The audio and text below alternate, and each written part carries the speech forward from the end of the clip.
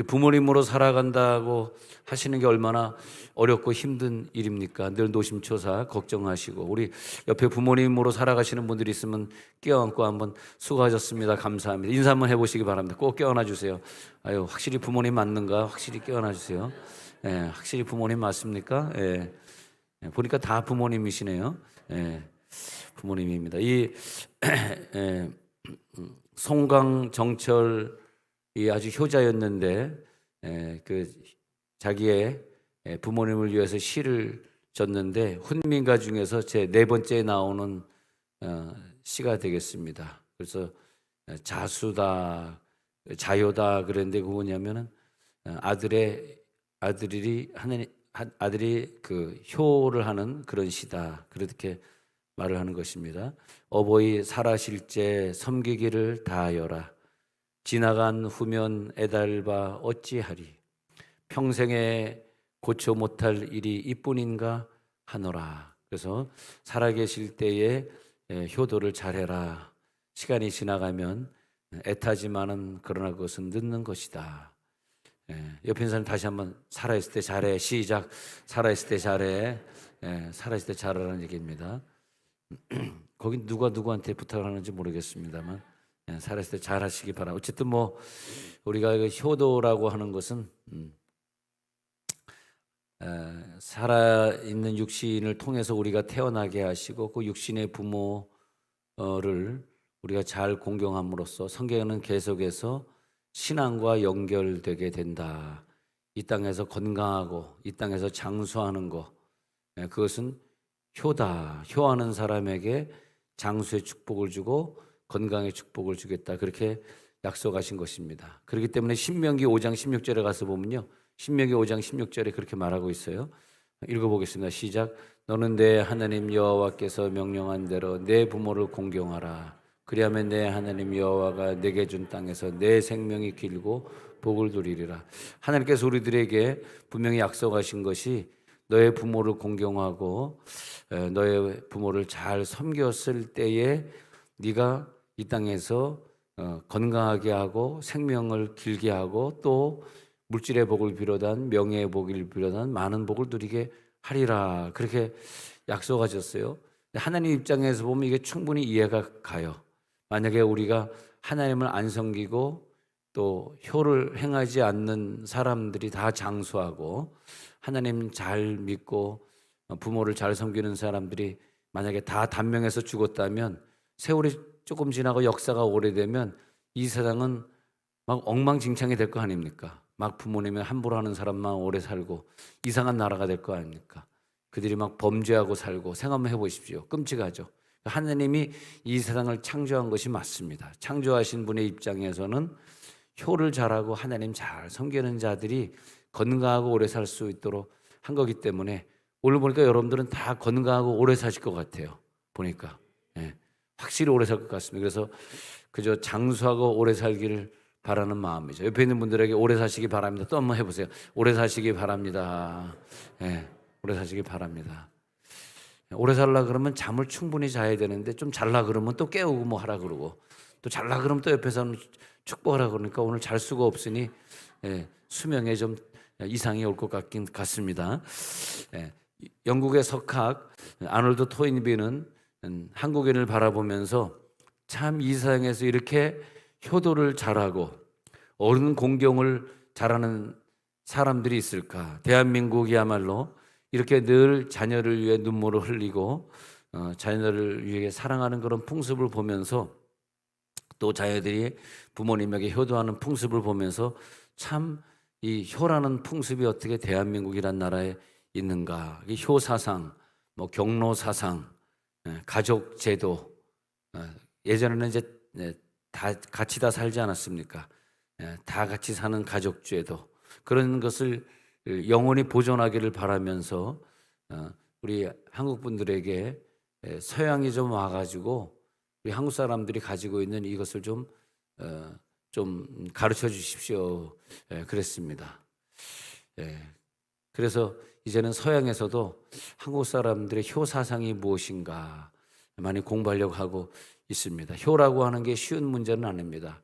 아무리 불효자라도 사실은 그 마음 속에 늘 미안한 마음이 있어요. 아이, 내가 불효인데 부모님의 마음에 심려를 끼쳐드리고 있는데, 내가 이렇게 가까이 있어야 되는데 해외 나와 살면서 찾아뵙지도 못하는데, 늘 불효자라도 미안한 마음이 있고, 또 효자는 또 무슨 마음이 있냐 하면은, 효자 효녀는 더 많이 못해드려서 죄송하고, 더 많이 못해드려서 부끄럽고, 또 그런 마음이 있어요.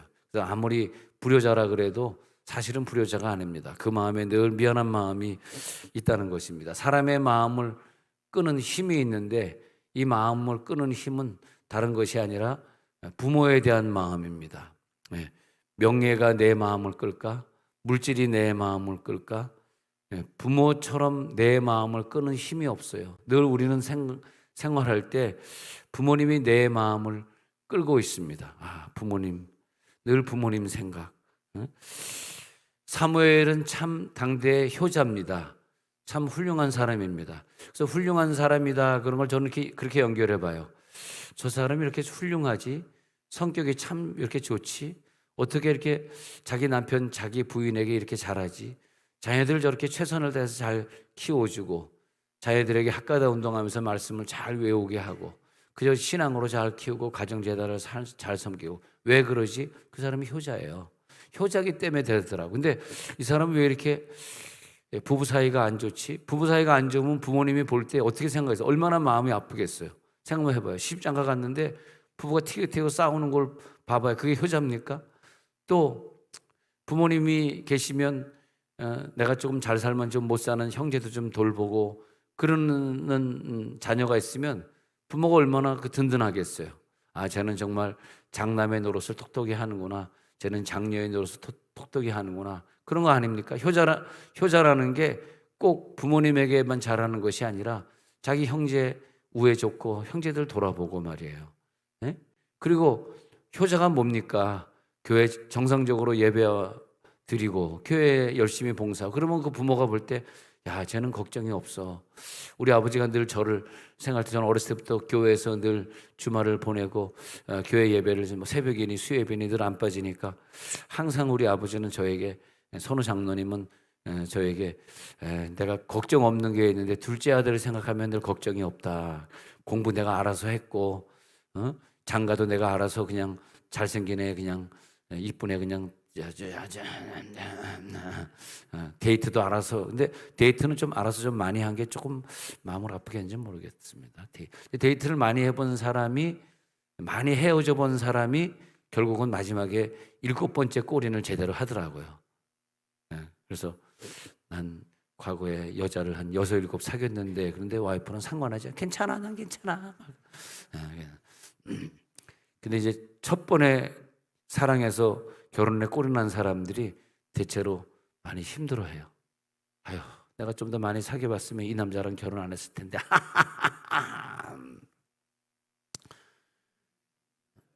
딱 보니까 벌써 싹 웃는 여자들이 있어. 내 남편한테 이게 비밀로 했는데 저 목사님이 공개하면 안 되는데, 다 알고 있습니다, 여러분. 내가 투시하잖아. 딱 투시하면서 하늘 우리 교회 성도들은 7번까지 가게 하옵소서. 첫 번째 속아 넘어가지 않게 하옵소서. 사무엘은 어린 시절부터 성막에서 자라났습니다. 성전에서 자랐습니다. 그 당시에는 완전한 성전이 아니라 실로라는 지역에 성전이 있었는데, 그래서 그는 부모와 생이별을 해야 했습니다.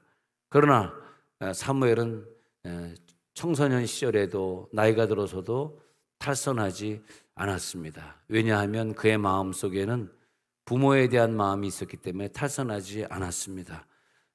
아마 탈선하는 사람들은 부모가 그를 잡아당기는 힘이 좀 약한 것 같습니다.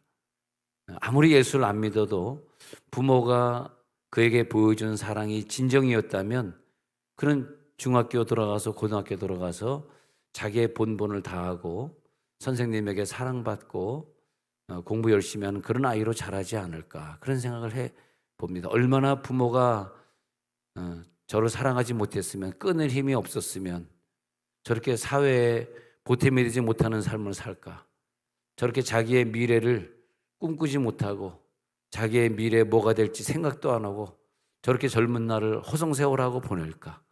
어? 아니, 효자는 그렇지 않아요? 효자는 자기 시간을 아껴가면서 자기의 미래를 걱정하면서 오늘의 내가 이 노력이 다음에 나에게 복으로 가져다 줄 것을 깨달았기에 예. 그렇게 노력하지 않습니까? 그리고 또 부모님을 따라서 교회 다니다 보면 그 신앙이 나에게 들어오니까 그 신앙의 힘이 나를 죄 짓는 데서 해방시킬 수 있고 말이에요. 마귀를 싸워 이길 수 있고 그것이 효도의 힘이고 신앙의 힘인 걸 믿으시기 바랍니다. 효도를 잘하도록 잘 이끌어주는 부모는 가정에서 가정재단을 잘 쌓는 부모고 그 아이가 말씀을 잘 외우고 기도 생활 잘하도록 지도하는 부모님입니다. 그것이 자녀의 미래에 복을 가져다 주는 거예요. 많은 돈을 그 아이에게 유산으로 남겨주는 것보다도 그 아이가 신앙생활 잘할 수 있도록 도와주는 것. 근데 사무엘은 부모님의 신앙생활이었는데 사무엘은 그런 생각했습니다. 만약에 어머니가 서원 기도를 하지 않았더라면 나를 나신인으로 바치지 않았더라면 내가 태어날 수 있었을까? 내가 이 성막에서 이분들을 봉사하면서 저들이 번제물을 태울 때 옆에서 기도해 주는 그런 제사장이 될 수 있었을까? 어머니가 자식을 위한 눈물을 이렇게 많이 흘리지 않았던들 내가 이렇게 살아갈 수 있었을까? 어머니가 그 경쟁자 분인나가 아기를 많이 가지고 어머니는 아기를 갖지 못했을 때 얼마나 눈물을 흘렸을까? 얼마나 우리 어머니의 마음이 아팠을까? 그래서 어머니가 얼마나 많이 기도했을까? 그러고 보니까 내가 태어나기 전에 어머니가 한 기도가 엄청나구나.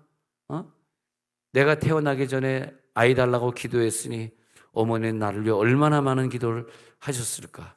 그 사실을 알았을 때 그 어머니의 기도가 사무엘을 늘 끌고 있었습니다. 그 끌림을 당하고 있었습니다. 어머니에게 늘 끌림을 당하는 아들이었습니다. 그래서 그는 그것 때문에 그 부모의 믿음 때문에 믿음으로 잘 클 수 있었다는 것입니다. 이스라엘 지도자가 많이 있어요. 그러나 사무엘처럼 당대의 사무엘은 왕의 역할을 했고 제사장의 역할을 했고 선지자의 역할을 했습니다. 그 세 가지의 역할을 다한 사람은 사무엘밖에 없어요. 사사의 역할도 했죠. 지도자의 역할도 했죠. 제사장으로서 그 많은 사람들의 죄를 대속하는 일을 사무엘이 담당했죠. 나가서 싸우는 거요? 사무엘이 나가서 직접 싸웠어요. 장군이 돼가지고 적군과 싸웠어요. 그 당시에는 블레셋 군대와 싸우는데 블레셋 군대가 그냥 많은 군대를 이끌고 싸울 때 그러니까 이거 유명한 사무엘상 7장에 나오지 않습니까? 미스바 성회라 그래가지고 미스바라는 지역에서 블레셋 군대와 싸울 때 사무엘이 어린 양을 취하다가 하나님 앞에 번제를 드리면서 내 백성들이 우상 숭배한 것을 회개합니다. 눈물로 회개하고 말이야. 그리고 싸워서 이기지 않습니까? 전쟁에 나갔을 때는 용맹한 장군이었고 돌아와서는 왕이었고 제사장이었고 선지자였고 할렐루야. 그런데 그 모든 제사장의 역할을 할 때든 왕의 역할을 장군의 역할을 할 때든 그 하나하나를 보면요 손색이 없었던 것이 부모 때 알려주신 신앙이다 이거예요. 그래서 그는 효자로 살 수밖에 없는 거죠. 이 이스라엘 백성들은 자기 부모를 얘기할 때 나의 스승 어머니, 나의 스승 아버지 그렇게 얘기합니다. 왜냐하면 이스라엘은 원래 홈스쿨링입니다. 과거에 그러니까 베드로를 가르치되 베드로가 학교를 다닌 적이 없거든 무학자인데 어떻게 설교를 잘하느냐. 그 말은 뭐냐면 학교는 많은데 베드로만 못 다녔다. 어떤 사람 다 다녔는데 베드로만 무학자다 그렇게 설명하는데 그것이 아니라 다 무학자입니다. 그때는 학교가 없었기 때문에 베드로 시대 때는 다 집에서 키웠습니다. 뭐 바울 같은 경우에는 그 가말리엘이라고 하는 사람에게 또 과외를 받은 것이고 그것이 가말리엘 문화에서 공부한 것이 학교입니다. 그러니까 다 그냥 학교 없이 자라기 때문에 그 당시에는 어떤 부모, 어떤 똑똑한 부모를 만났느냐에 따라서 운명이 달라지는 거예요. 그리고 그들은 얘기하기를 우리 스승 아버님이십니다. 우리 스승 어머님이십니다. 그게 맞는 것 같아요. 우리의 부모님은 우리의 스승이 되었습니다. 그래서 우리들의 운명을 바꿀 수 있는 부모가 되었고 부모가 어떻게 집에서 가르치느냐에 따라서 하나님이 볼 때 네가 잘 가르친 걸 보니까 너의 자녀를 좀 지도자로 써야 되겠다. 네가 그렇게 믿음으로 잘 키운 걸 보니까 네가 자녀들 앞에서 싸우지 않고 네가 자녀들에게 소리 지르지 않고 네가 그렇게 신경질 내지 않고 끝까지 참고 인내하고 자녀를 양육해 줬기 때문에 내가 얘를 어떤 자리에 놔두면 얘는 그 일을 잘 할 수 있을 것 같아. 그렇게 하나님이 생각하시는 거죠. 사무엘상 3장 1절에 가서 보니까 사무엘이 자라던 시대를 말하고 있는데 그 사무엘이 자라던 시대는 말씀이 희귀하여, 즉 하나님의 말씀이 들리지 않는 시대, 이상이 흔히 보이지 않는. 요즘 우리 교회에서 기도할 때 저번 금요일에도 기도하다 어떤 분이 환상을 봤다 그러는데 우리 교회는 나는 항상 한 명 이상은 환상을 보고 가야 되는데 한 명 이상은 음성을 들어야 되는데 그래서 성령이 온 게 맞잖아요. 근데 아무도 이상을 보지 않았어요. 아무도 환상을 보지 않았어요. 그러면 성령이 왔다는 걸 어떻게 증명합니까? 아무도 오늘 진동이 일어나지 않았어요. 근데 그 당시에는 아무도 진동이 일어나지 않고 아무도 회개가 일어나지 않고 아무도 그런 역사가 일어나지 않고 주중에는 우리 어머님의 동생 되신 이모님 댁을 찾아서 부산에 와이프랑 갔다 왔는데요. 이렇게 제가 그 이모님을 위해서 예수 믿게 해달라고 정말 간절히 기도하는데 그분이 기도하다 콱 하더니 뭐가 나가는 것 같더라고요. 평생 불교를 믿으면서 그래서 안타깝더라고. 어머니 불교 믿지 마시고 기독교를 믿는 어머니가 지금 78세인데 몸도 이렇게 안 좋으신데 그랬더니 아들이 이제 예수 안 믿었겠죠. 예수 안 믿고 갑자기 군대 갔다 와서 차 운전하다가 갑자기 죽었는데 교통사고로 죽었는데 그 아들의 이름을 불교에다 이렇게 걸어놓으신 것 때문에 그것 때문에 평생 기독교를 못 믿는 그런 경우시더라고요. 아유, 아들의 이름을 걸어서 아들의 이름이 불교에 가 있는데 내가 어떻게 기독교로 가겠느냐 이렇게 기도해 드리는데 확 하면서 튀어나가더라고요. 그래서 나는 기도하면서 오늘 내 기도가 성령이 역사하는 기도인가? 하나님의 음성 주신 걸 그대로 전달하는 기도인가? 늘 생각하는데 돌아오면서 좀 안정이 되다. 뭐가 이제 그동안 평생 잡고 있던 그 불교 귀신이 나갔구나 그런 생각을 했습니다. 여러분이 기도하실 때 오늘 성령이 임한 기도인가? 성령이 나와 함께 하고 있는가? 할렐루야. 그걸 우리들이 꼭 기억해야 됩니다. 기억해야 돼요. 3장 1절에 보니까요. 그 당시에는 이상이 흔히 보이지 않던 시대다. 그렇게 말하고 있어요. 환상도 없고 음성도 없는 시대였다. 왜? 엘리 제사장이 잘못하고 두 아들을 효자로 키우지 못했기 때문에 불효자로 키웠기 때문에 홈리와 비느하스는 불효자로 자랐다는 거야. 그러니까 이상이 보이지 않는 여러분 가정에 효자가 나오시길 바랍니다. 효녀가 나오시기를 바랍니다. 그 다음에 2절에 내려가서 보니까요. 그 위인이 없던 시대에는요. 엘리의 눈을 보셔. 눈이 점점 어두워가서 제사장의 눈이 깜깜해져 가지고 시대를 판단할 수가 없어요. 눈이 어두워졌다는 건 뭐예요? 영적으로 어두워진 사람이다.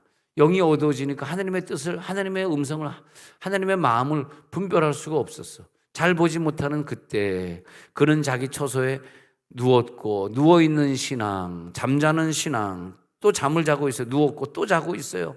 3절 내려가서 봅니다. 하나님의 등불은 아직 그러나 한 가지 희망이 있었는데 하나님의 등불은 꺼지지 않았어요. 내 가정이 이렇게 어두워. 그러나 하나님의 등불 하나를 하나님이 보고 인내하시고 기다리시기 때문에 기도하는 자 한 사람은 있을지어다. 매일매일 자기 가족을 위해 기도하는 자 한 사람의 등불은 끄면 안 돼. 심지어 어떤 남편은 나가서 부인이 기도한다고 나가서 기도하지 마. 그 등불까지 끌려고 하는데 그거 꺼지면 끝나는 거예요. 그 등불은 꺼지지 말아야 돼.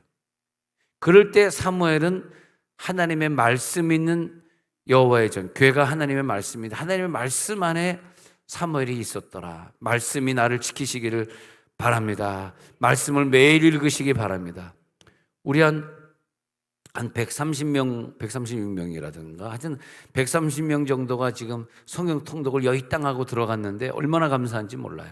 계속 말씀 읽으시기 바랍니다. 자, 4절 보겠습니다. 4절에 내려가서 보면 그 다음에 여호와께서 드디어 음성을 사무엘에게 주시더라. 사무엘을 부르시는지라 그가 대답하되 내가 여기 있나이다. 이렇게 되는 거죠. 예. 여호와께서 사무엘을 부르시는지라. 오늘 여러분을 부르시기 바랍니다.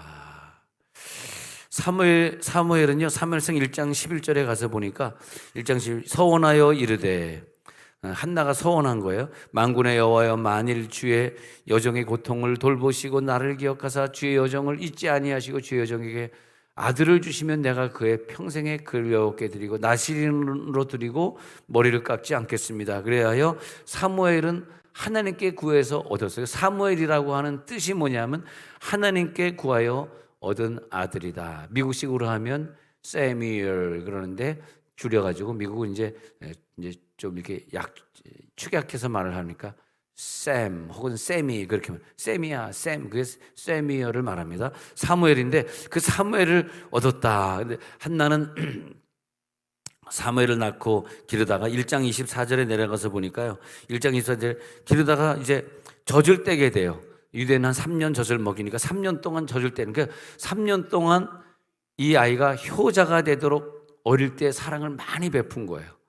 얘가 아직 그냥 말을 자유스럽게 하고 사회활동을 하기 전에 만 3살까지 유대는 3살까지 키우니까 자기가 젖을 먹이니 그때 무슨 우유가 있었겠어요? 뭐 이유식이 있었겠어요? 그러니까 오직 근데 건강한 엄마는요 4살이 될 때까지 아이를 젖을 먹입니다. 대단하죠. 또 왜냐하면 애를 2살, 3살 됐잖아. 근데 애를 또 임신하잖아. 그 젖이 또 나오는 거라. 그래가지고 애가 먹을 게 없으니까 막 5살 됐는데도 젖을 먹이는 기라. 맞습니까? 내가 젖을 안 먹여봐서 모르겠네. 주여정이 얘기하면 그냥 그런가 보다. 그냥 이렇게 생각하는 자가 이 집에는 부모님이지만 말이에요. 하늘에는 아버지 하나님이시고 제가 LA 있을 때 아주 효자 집사님 부부가 있었는데 저한테 굉장히 잘했어요. 그분 좀 수입이 많아가지고 제 신발을 사줬는데 엄청 비싼 걸 사줬더니 이거 뭐예요? 이게 이태리 까나리입니다. 근데 이태리 까나리 신발을 구두를 한동안 신었었는데 너무너무 가벼운 거라. 우리나라 구두는 좀 무겁잖아요. 얼마나 얇게 소가죽을 만드는지 너무 가벼워. 또 그냥 샤넬에다 뭐 안경도 막 순금으로 막 하죠. 막 안경 하나가 막 어마어마하게 비싼 거야. 막 해주는 거야. 그만하겠습니다. 근데 그 김 집사님 부부가 왜 이런 걸 자꾸 해주는 거예요? 양복 한 벌이 한 300만 원, 400만 원 해요. 이건 지금 한 5만 원. 이건 5만 3천 원짜리네. 네, 근데 왜 이렇게 해주는 거 그랬더니 눈에 보이는 우리 목사님이 내 하나님 아버지입니다. 그러더라고요. 아멘하는 자만 복을 받을죠. 눈에 보이는 내 아버지가 목사님이시고, 그래가지고 그 가정이 복의 복을 더 받더라고, 더 많이 받더라고. 미국에서 이렇게 선교사가 아프리카 선교사가 온다는데 대접을 잘해야 되는데 어떻게 하죠? 그러니까 저희가 모시러 나가겠습니다. 벤츠 그 당시에 벤츠 S6 시리즈인가 하여튼 제일 좋은 벤츠. 남편은 벤츠 타고 부인은 BMW 탔는데 그래서 다 모시러 와가지고 선교사님에게 선교원금도 그때 얼마든가 뭐 몇천 불인가 하여튼 드리고 그리고 169 호텔에 잘 모시고 우리 교회에서 설교하고 가는 동안 아주 선교사님을 잘 대접해드리고 그러니까 그런 분이 있으니까 내가 아주 굉장히 기분이 좋더라고. 아니 뭐 내 돈이나 교회 돈으로 다 대접해야 되는데 이분들은 근데 그분들이 왜 그랬냐 했더니 집에서는 훌륭한 효자지만은 교회 와서는 늘 목사님을 나의 눈에 보이는 아버지, 보이는 하나님. 나만 아멘 하도록 하겠습니다. 그래서 1장 24절에 보니까 젖을 뗄 때에 하나님께 가져간 보십시오. 얼마나 하나님 잘 섬겼냐면 수소 3마리 그리고 밀가루 한 해바 포도주 한 가죽 부대를 가지고 실로 성전에 가가지고 아이가 어렸는데 아이를 하나님 앞에 바치게 되는 걸 봅니다. 2장 18절에 내려가서 보니까요. 2장 사무엘은 어렸을 때 세마포 에봇을 입고 여호와 앞에 섬기는데 그의 어머니가 매년 드리는 제사를 드리러 그 남편과 함께 올라갈 때마다 작은 겉옷을 지어다 1년에 한 번씩 겉옷을 지어다가 사무엘은 얼마나 엄마 아빠가 보고 싶었을까. 그 어린 나이에 3살부터 말이야. 무슨 뭐 불교 동자도 불교에서는 동자라 그래서 갖다 맞히는데 우리는 동자가 아니잖아요. 근데 그냥 어릴 때 그냥 얼마나 그 1년에 한 번 왔다 가니까 얼마나 눈물 흘렸을까. 성경에 나와 있지 않지만 그런데도 그가 참 잘 자라났던 거면 보면은 1년에 한 번 왔다 가지만 그 엄마의 사랑을 얘가 1년에 한 번 엄마의 사랑을 체험하는 거예요. 예. 20절에 하나님이 그 축복을 하시는데 엘가나와 그의 아내에게 엘리를 통해 축복하시면서 야, 너희 부모가 참 이 아이를 사랑하기 때문에 너에게 복을 줄게. 무슨 복이냐 하면서 이 제사장이 하는 축복이 그대로 예언이 돼서 성취가 되는 걸 보면 참 신기합니다, 이게. 그래서 저는 우리 교인들에게 그저 축복만 열심히 하려고 그럽니다. 할렐루야. 축복만 열심히 하려고 그러는데 그 축복을 하는데 다른 후사도 아니 겨우 노년에 겨우 아이를 임신했는데 또 낳게 해주겠다는 거야. 그래가지고 바친 아들을 대신하여, 왜냐면 네가 아이를 바쳤는데 너희 집에서 효도할 자가 없잖아. 효자를 하나님께 바쳐버리면 걱정하지 마세요. 또 아이를 태어나게 하십니다. 하나님 우리 교회 다니는 사람들의 애 셋, 넷 더 많이 낳게 해 주옵소서. 그래서 여호와께 간구하여 얻어 바친 아들을 대신하시기를 원하노라. 이게 20절이에요. 이게 얼마나 멋있어요. 그때 21절에서 여호와께서 한나를 돌보시사 그로 하여금 임신하게 하셨단 말이에요. 임신하게 하셨는데 그래가지고 세 아들과 두 딸을 더 낳게 돼요. 얼마나 큰 복입니까? 얼마나 큰 복이에요. 하나님의 복이 임할지어다. 하나님의 역사가 오늘 나타날지어다. 오늘 우리들에게 복을 주옵소서. 하나님의 은혜를 주옵소서.